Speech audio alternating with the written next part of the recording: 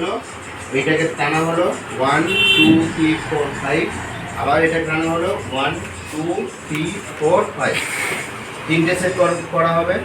আবার দুটো পা একসাথে টানা হচ্ছে কি এই এখান থেকে এই লেভেল থাকছে, এটা যেন টান থাকে, এই করছে হলো। এটা কি হয়ে যাচ্ছে সেকেন্ড এক্সারসাইজ। ঠিক আছে, এদের টেস্টগুলো নিয়ে হচ্ছে। তৃতীয় এক্সারসাইজ কি হবে, এই অবস্থা একই অবস্থা শুয়ে প্রচুর এক্সারসাইজ হয়, আবার ওটাকে আসন হয়ে যায়। এটা যদি আমরা করে থাকি উত্থিত পদাসন হয়ে যাবে। আবার এক্সারসাইজের মধ্যেও আমরা আসবো। 3 নম্বর কি বিপরীত করণী মুদ্রা। এক পদ দেখো এই পাটা দেখো ভুল হয়ে আছে, কেমন ভুল, এইখান থেকে দেখো এখানে টাকচারটা এখান থেকে ভুল হয়ে আছে, ব্যাক করে আছে।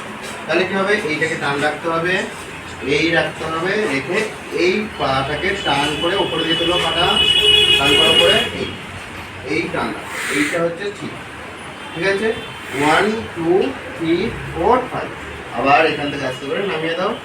স্টেপ অপোজিট পা 1, দেখো ওই পায়ে যতটা ভুলে ছিল তার থেকে এটা অনেকটা ক্লিয়ার আছে। এটা কী করতে হবে, একটু টান করতে হবে, তাই তো?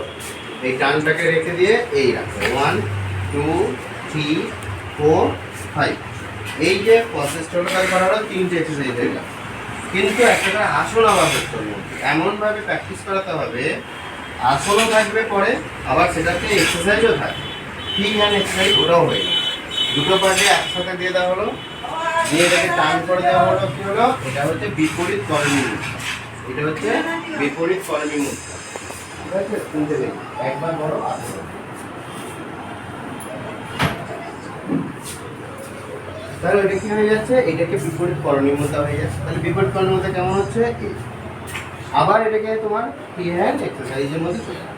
তাহলে একটা এই দেখো এই ভুলটা কোথায় হচ্ছে, এই ভুলটা দেখো এখানে থেকে 90 ডিগ্রি হচ্ছে না, পা এখানে বেঁকে আছে। তাহলে প্র্যাকটিস আর টাফ করতে হবে। তাহলে কী করতে হবে, কেমনভাবে করতে হবে, এই ধরতে হবে, এই পোর্শনটাকে চাপ দিতে হবে, দিয়ে দেখো দেখো এবার কী একদম পারফেক্ট পারফেক্ট।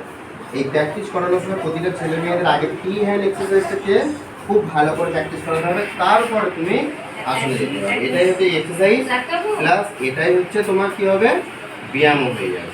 ঠিক আছে, নেক্সট প্রসেস কি হচ্ছে, এখান